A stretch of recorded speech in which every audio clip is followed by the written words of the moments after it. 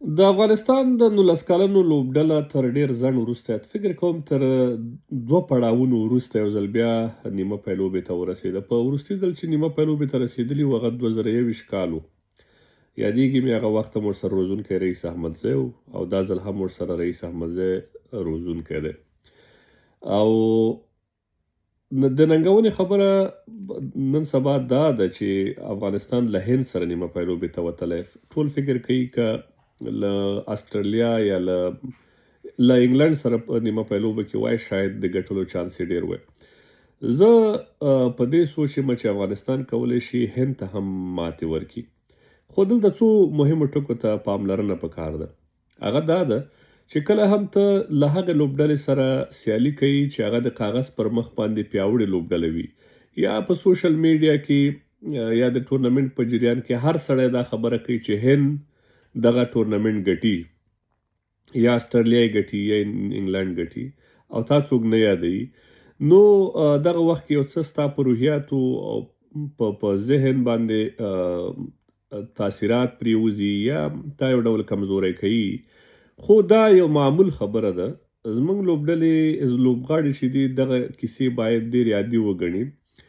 که څه هم په د 19 کلنو په لیول کې لوبغاړي په ذهني لحاظ کمزوري وي، هغوی دومره میچور نه وي، خو زموږ په دې لوبډله کې لوبغاړي یو څه میچور دي. هغه تاسو پوهیږئ چې ولې میچور دي. دوی باید دغه ستونزې کنټرول کړي یا دغه فشار کنټرول کړي. که افغانستان غواړي په نیمه پای لوبه کې هند ته ماتې ورکړي، یوازې یو شی کول دی چې د هند د لوبډلې فشار باید په ځان وانخلي. دا باید ونه وایي چې په دې لوبډله کې سوریه‌ونشي چې ده هغه له اول بال نه اټیک کوي، لکه څنګه چې د پاکستان بالرانو هغه ټارګټ کړی و او آوټ یې هم کړ. یعنې د پاکستان پر وړاندې په آسیا جام کې په دې ورلډ کپ کې سوریه‌ونشي ناکامه توپ وهونکی و، لکه څنګه چې هغه مشهور دی د نورو ټیمونو خلاف د پاکستان پر وړاندې نه و، کمزوری و. افغان لوبغاړي هم کولی شي چې دغه لوبغاړی کنټرول کړي. دغسې د هند په لوبډله کې شاید نور پیاوړي لوبغاړي هم وي، دې کې شک نشته، ځکه دوی اکثریت لوبغاړو که ټولو آی پی ایل نه دی کړی، خو رنجي ټرافي او نور دغسې غټ ټورنمنټونه یې لوبولي دي. زموږ لوبغاړو هم کافي کرکټ کړی، له ډېره وخته دوی مصروفه ساتل شوي دي. هر رقم کوو که سیالۍ سیریزونه او آسیا جامونه یې وبایلل، خو مصروفه وو، دوی لوبې وکړې. د لوبې د فشار کنټرول تر ډېره پورې کوچ ورسره د کپتان مسؤلیت هم دی چې کپتان باید په میدان کې داسې پلی وکړي یا داسې اټیټیوډ و انداز وښیي چې لوبغاړي وپوهېږي. د لوبغاړي باید ورسره یو ډول د غرور احساس وکړي چې دغسې کپتان دی او دغسې ماحول یې راته جوړ کړی او هر څه نارمل او اسانه دي. نور د ورځې لوبه د ایکسټرا خواري باتمن ټول لوبغاړي کوي، خو هغه بیسکس یا اساسات چې څه د کرکټ دي هغه په هیڅ لوبه کې هیرول نه وي پکار.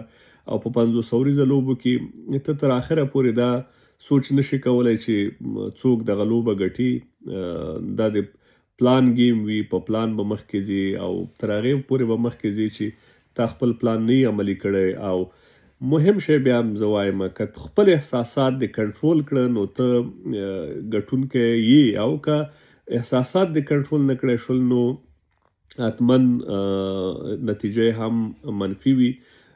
زه بیا هم په دې برخه کې زما سپارښتنه د 19 کلنې ملي لوبډلې ته دا ده چې له اول بال نه چې کله دوی دغه لوبه پیلوي، که بیټینګ کوي که بالینګ کوي، له اول بال نه باید په خپلو احساساتو کنټرول ولري، عادي لوبه وکړي او په مقابل لوبډلې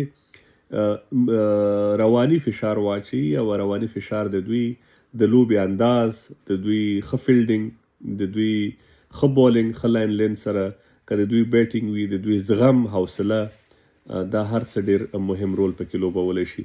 په دې هیله چې افغانستان په لومړي ځل د 19 کلنو ځوانانو د نړیوال جام پای لوبې ته ورسیږي.